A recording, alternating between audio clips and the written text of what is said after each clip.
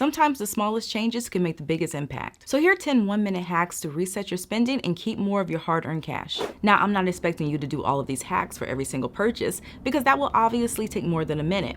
But if you can do at least one before making an unplanned buy, you're gonna come out on top.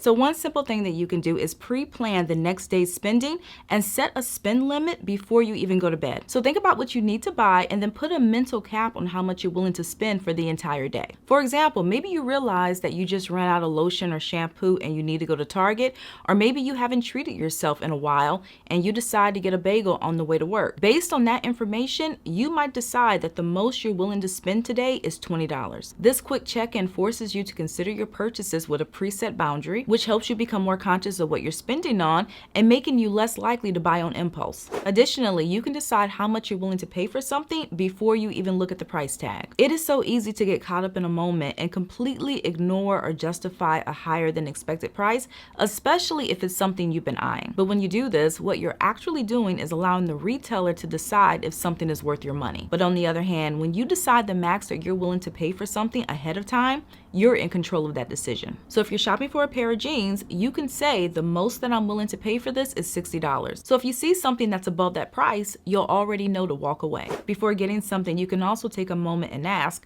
how will I feel if I don't buy this? So imagine yourself leaving the store or walking away from an online cart without making the purchase. Now, if you think that you will be perfectly fine in a day or two, that is a sign that the purchase is probably not worth it. And I like this mental exercise because it can quickly help you realize whether an item is something you truly want versus an emotional impulse. You can also divide the cost of an item by your financial goals. So when you're about to spend money, try and think about how that amount could have been used to move you closer to your financial goals. Every time you go out and you spend $50 on dinner or you buy a gadget that's unplanned, that can be $50, $100, or $200 even that could have gone toward your vacation fund. And I like this too because when you think about your spending in terms of what could have been, that can help you rethink a lot of needless purchases. Now, if a $50 dinner truly adds value to your life, that's fine. But if it's just another meal that you probably won't even remember in a week, you're probably better off spending that money elsewhere. Another quick mindset hack that can save you a lot of money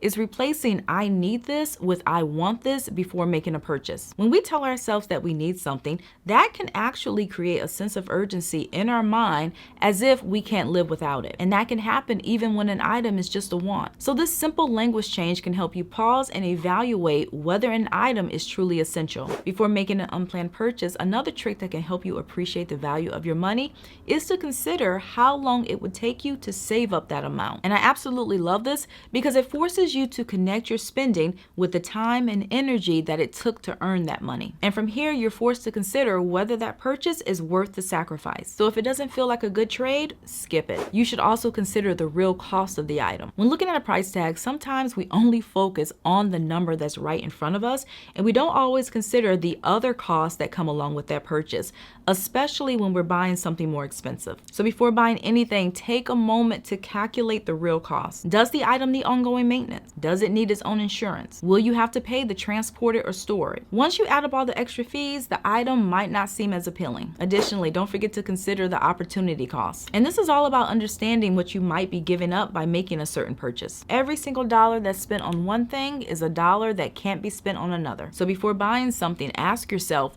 what am I sacrificing by spending money over here? When you consider the trade-offs, you're able to prioritize your money and spend on things that matter the most to you. In addition, before buying anything, you can take a minute to consider how that item will add value to your life. Does it make your life easier? Does it bring long-term satisfaction? Can you use it in your daily routine? Or is it something that you think will lose appeal after a short period of time? If you cannot come up with a solid reason for how a purchase will improve your life, it's probably not worth it. And finally, before buying something, imagine that you have to trade in something that you already own before getting it. And with that in mind, would you be willing to give up a current possession? Now, if nothing that you own feels worth trading, that is another sign that that item is probably not going to add any real value to your life. And by doing this, you're forced to think critically about the items that you're about to buy.